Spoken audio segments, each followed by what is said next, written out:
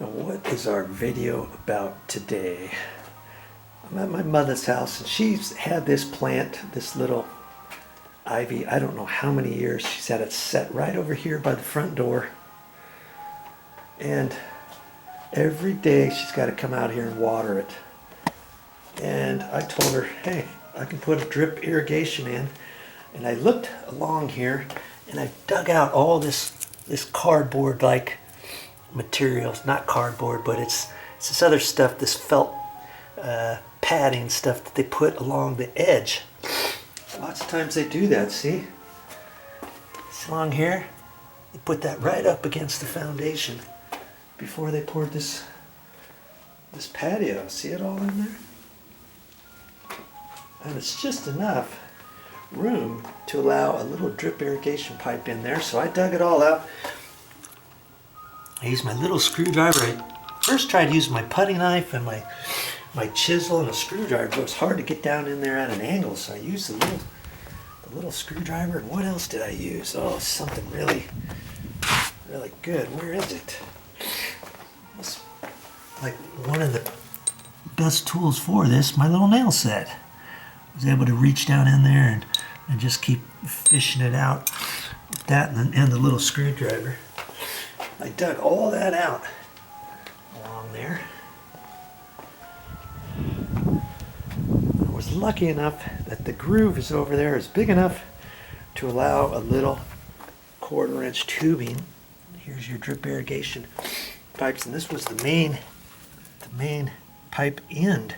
Looks like 1/2 inch, and I've got enough room to poke right in there and zip it around, go right through there. And I've got some elbows. They sell 90-degree tight elbows. And I got a pack once upon a time. I thought I'm never going to use those, but see, I used one right there. Right there. 90-degree elbow. And see, on this plant here, I threw this in one time and I wasn't paying attention, was I?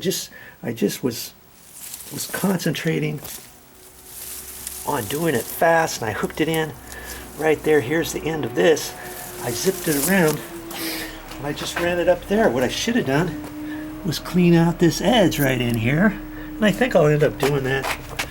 And I think I can fish at 90 through there. I've got to beat a little bit of the concrete out of there. And see, that edge is there, and I can come in here and just sweep it in. That way you won't see that pipe. And see, from out here in the front, I'll have a sweep in behind there, not off to the side, so you can see, like, what's that? Oh yeah, it's the drip irrigation. And that's why on this was setting here in the corner. I could have came up right here instead of digging up this over here and had the pipe come up here. But then if you're at the front door, you look over there and you see the pipe coming up. So I wanted to do it to come around the corner and then sweep up, and I think I'll come up the leg and then up behind there somehow. Now I'll have to see how to do that. Try to keep it concealed as best I can. You know, maybe put some zip ties on there or whatever. Okay, so that's my project, and I don't know how much of this I'm going to actually show you. I'm actually showing you how to gain access over there to it. You know, another thought would have been for me to just say, sorry mother, can't do it, and just make her continue to come outdoors, get some fresh air, some exercise in the mornings, and water her nice little plant. You know? But sometimes she forgets. Sometimes it's, you know, she'll probably come out and still do it every once in a while, and that's fine too. See, I ended up putting the drip on this one here, ran that down there with zip ties, ran along, and I tied that in there, right in through on this one there, and it kind of comes around the rock, you know. And later on, I'm gonna have to decide how to get water over to here, because she said, well, you know, there's only one more plant that needs to have water. I said, where? She says, this one. And I says, okay. She says, maybe we can put that pot over here. Just set the pot down on the ground right in there. Yeah, we could have done that, but I like it over there.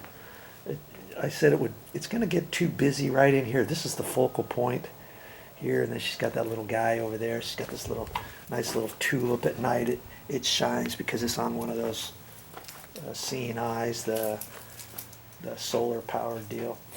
This looks good right up against there. It gives it a little bit of color there. Plus her office window's over here in the corner, and she can. I told her, I says, hey, you can see this from your office. She says, no, I can't. I says, yes, you can.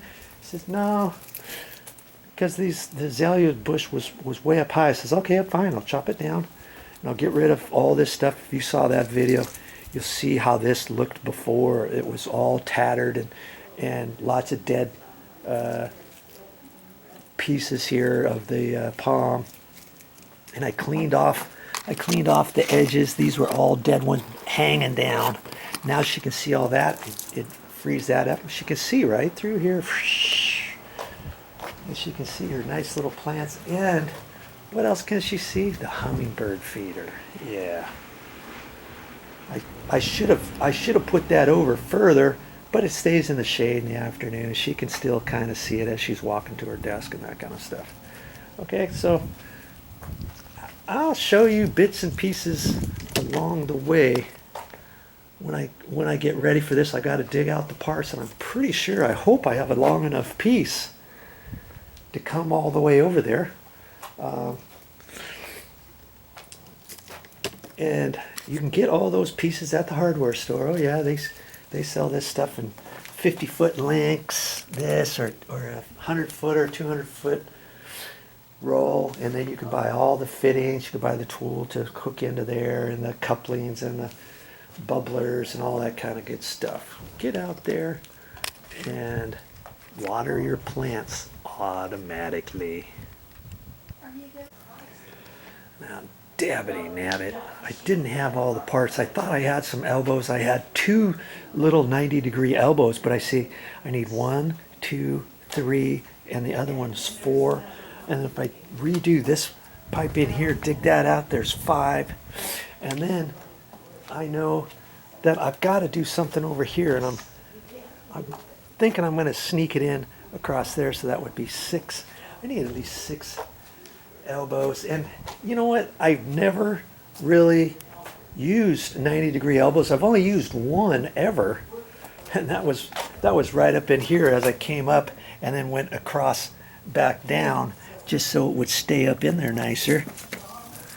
See? You don't have to do that. I could have taken that and dipped it in there and kind of wrapped it underneath a little limb or something. And you know, most of the time you don't need those elbows. And so I guess we had, or my mother had, maybe a 5-pack or something. I have to go to the store.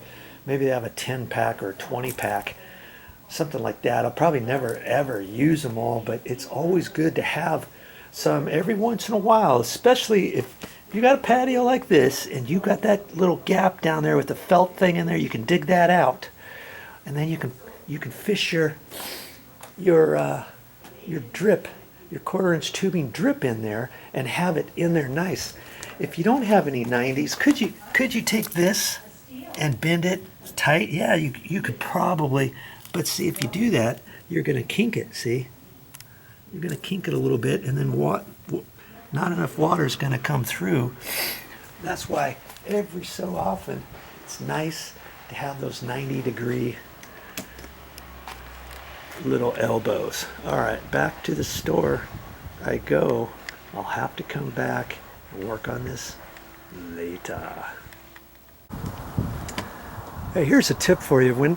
When you're working outside and you're coming out the side door out of your garage and stuff, and you're in the backyard, you're in the side yard, you're in the front yard, you want to come back and forth through here because you don't want to leave your garage door open, your main garage door where your cars are, make sure you lock this. That's what I usually do, because if I'm in the backyard or the side yard on the other side of the house and I leave this unlocked, somebody could come in through the front and go right in my house, right? Or if you've got somebody in there right now, Mommy's in there all by herself, and if I was in the backyard and I had this door unlocked, I wouldn't feel too comfortable, depending on where you live and all that kind of stuff. But hey, accidents do happen, and you don't want to kick yourself later for like saying, oh man, yeah, I should have locked that. I had the key right here in my pocket, and I should have just locked that. Why didn't I? Well, that's what I do, and you should too.